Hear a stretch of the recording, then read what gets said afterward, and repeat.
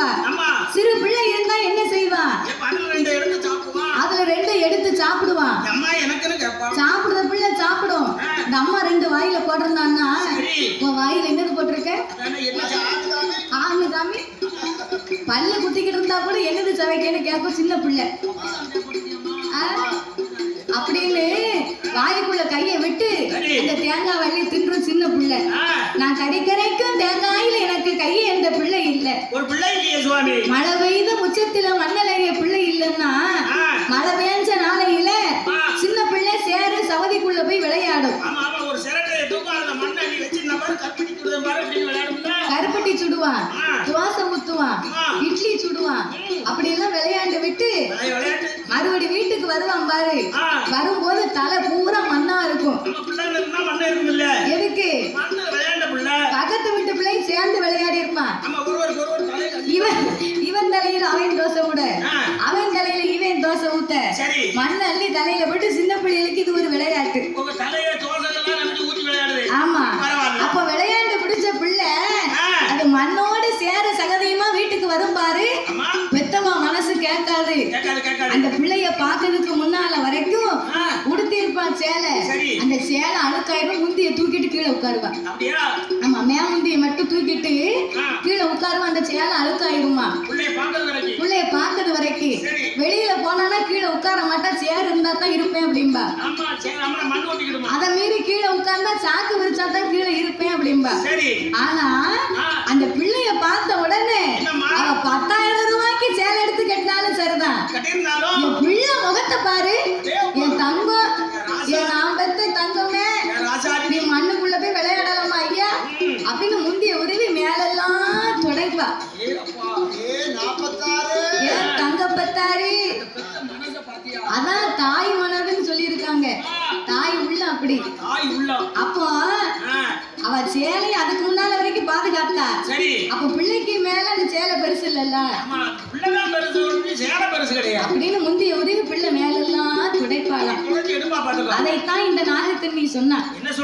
மழை பெய்த உச்சத்துல பிள்ளை இல்ல, மண்ணலைந்த கையா என் மடிபிடிக்க மைந்தன் இல்லை அப்படின்னா.